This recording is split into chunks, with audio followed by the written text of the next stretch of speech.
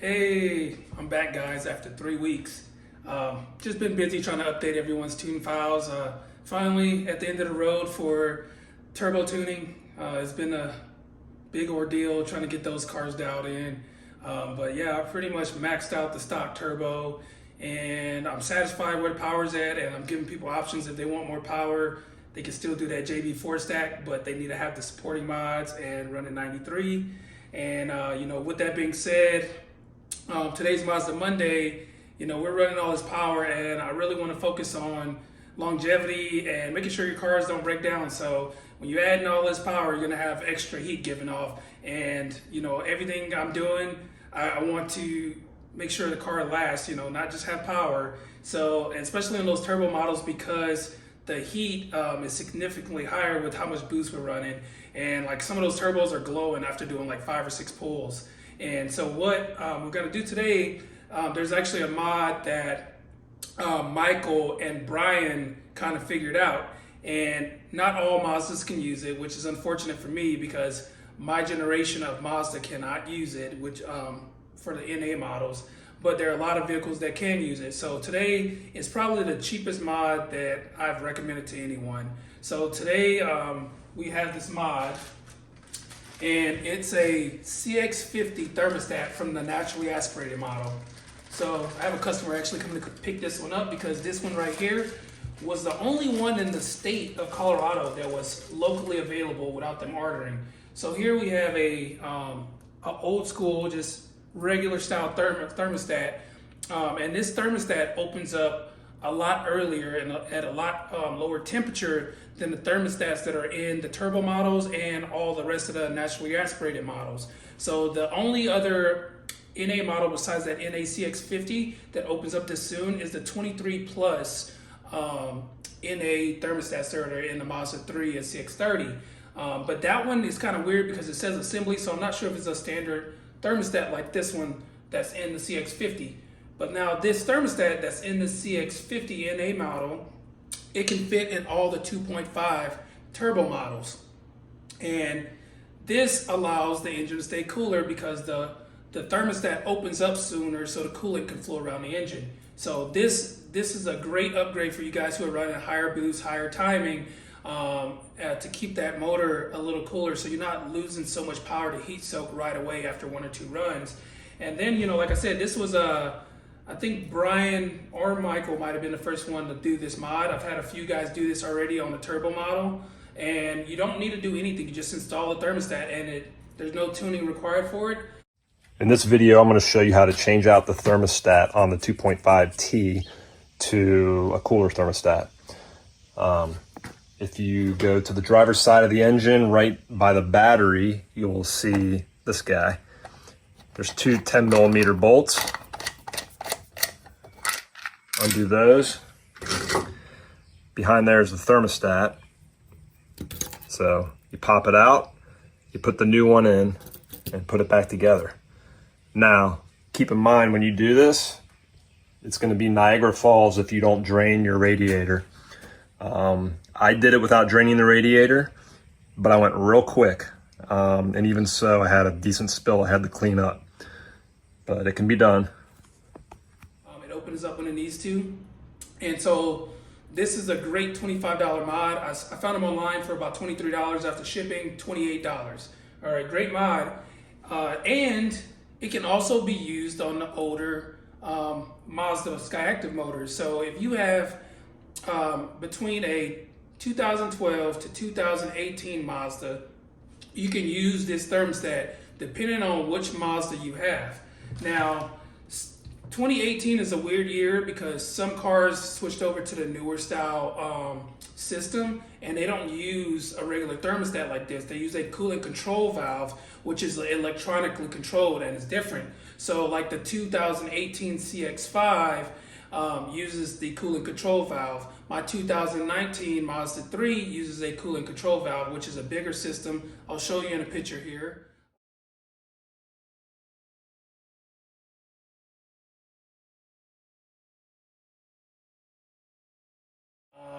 And compared to this one, so you'll be able to tell which one you have by the diagram that I'm going to show. If you have the thermostat's out, it won't have this big black box connected to it. So if we're gonna go by models just based off my memory, if I'm wrong, you guys correct me.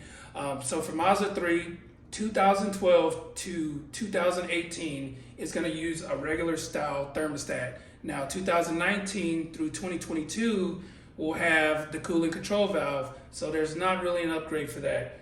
And then, so that's Mazda 3. And then we got Mazda 6, 2014 through 2017, I believe will have this coolant or this thermostat. 2018 is an iffy year. It's like half and half. Some of them will have the thermostat and some of them will have the coolant control valve. It depends on what model you get. I believe maybe the manual still will have the thermostat in 2018, but I'm unsure. And the best way to know is just to look at your engine to see if you have the thermostat or if you have the big blocks for the coolant control valve. Now, so that's Mazda 6 and the same. And then you go to CX-5. CX-5 2013 to 2017 are going to have a thermostat. CX-3 2016 to 2018 is going to have a thermostat. The 2019 and above, they're going to have the coolant control valve, just like my 4th gen Mazda 3. And then, like I said, all the turbo models are going to have the thermostat. And then the ND Miata 1 and 2, they also have a thermostat. And you can, still switch it out on those with this. Now, before we cut back to me rambling, Mazda actually, for the the coolant control valve, they had a service bulletin with people having issues where the coolant control valve wasn't closing. So, Mazda went back to the old thing. So if it ain't broke, don't fix it. The thermostats were working fine. They tried something new and there were issues. And so that's why the new CX-50 and also the 2023 plus Mazda 3 and CX-30 now went back to the old school style thermostat. It's mechanical, no electrical issues with that thermostat. So if it ain't broke, don't fix it. There's a reason why they went back to it. I'm not 100% sure, but I would assume it's because they were having issues with the valve not opening properly. And it sucks for me because I have a 2019. So you can see all the models here that have the issues. Here, I'll give you the years. So these are the years that have the coolant control valve. So if you have one of these vehicles, you're kind of SOL, you can't do the thermostat. So I talked to another guy who does like a lot of circuit racing. He just completely eliminated his thermostat altogether because he only does races. So he doesn't have to worry about the winter time. But you guys, you want a thermostat in if you're gonna go through the winter. You need the car to be able to warm up properly. So that's the only situation where you would just completely eliminate the thermostat is if you're doing like hardcore racing and you're not gonna use your car year round.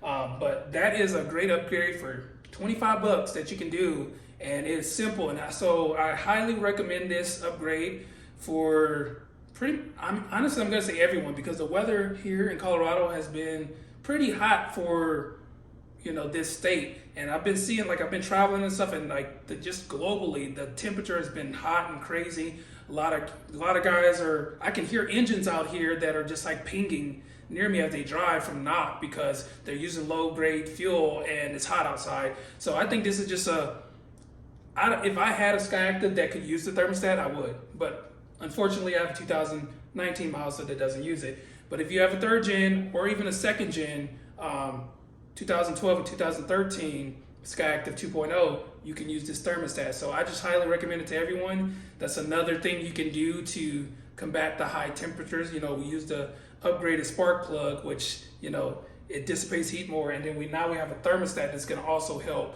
with removing heat from the engine.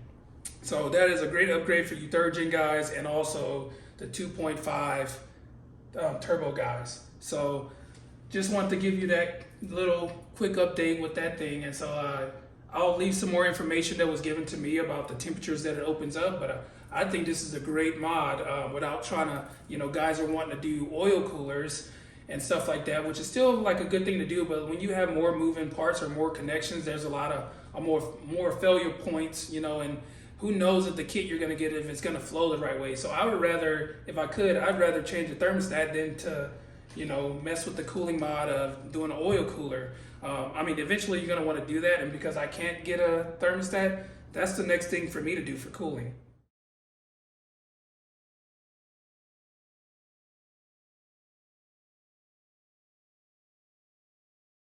All right, so that's it for that cooling mod. And don't know if I mentioned it earlier, but I did get a motor that I'm going to be taking apart and showing you guys different parts of the motor. Like, I have this little whiteboard here, and I was going to use that to kind of explain to you guys how the exhaust works with the scavenging and how the valves overlap and how we use the exhaust pulse out to draw all the heat out of the cylinder and to also draw in air through the intake valves, you know.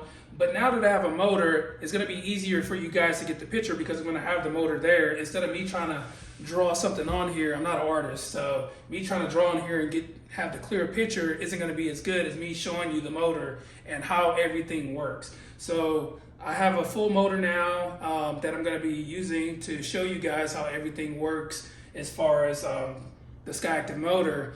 And I'm going to get to that. I just got my engine stand and everything.